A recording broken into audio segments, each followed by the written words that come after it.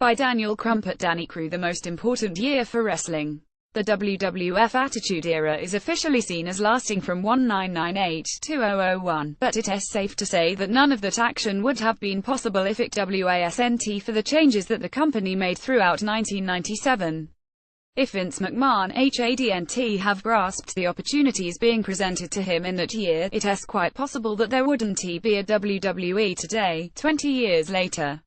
Also read 10 shocking moments from WWF WWE 1996. For this reason, 1997, at least in this writer's opinion, was the most important year for the wrestling business as a whole. Much of what we went on to enjoy in the years following it, and to a lesser extent the kind of content we get today, was born in 1997. The year was filled with what-if moments, signature face-heel turns, and above all else, moments that shocked us all.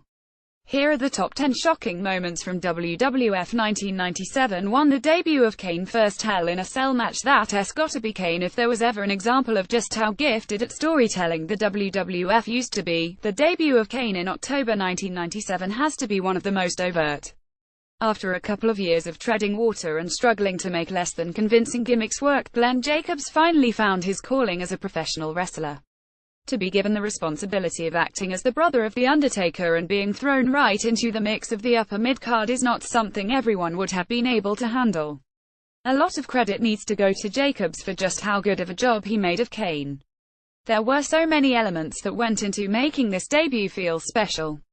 First, we had the mystique surrounding the relationship between The Undertaker and his manager Paul Bearer. In an attempt to keep Taker from leaving his service as a client, Bearer blackmailed the Phenom, promising to uncover a dark secret from his past. We slowly learned, as the weeks went on, that The Undertaker had a younger brother who was thought to have died in a fire at their family home.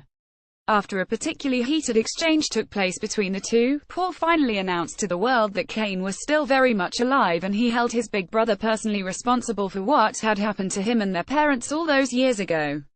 We all suspected that Kane would soon be making an appearance in the company, but the exact date was not revealed.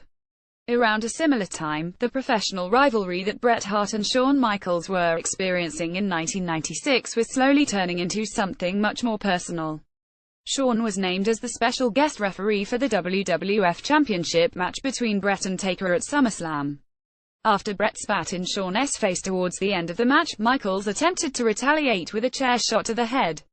Bret managed to duck out of the way, and Shawn ended up incapacitating Undertaker. He was then forced to do his duty and count the 123 and announce Bret as the new WWF champion. The Undertaker understandably wanted to exact revenge on Shawn, and the two would go on to face each other in the first ever Hell in a Cell match. This, in itself, was a psychological masterpiece, with Shawn, in particular, making you realize just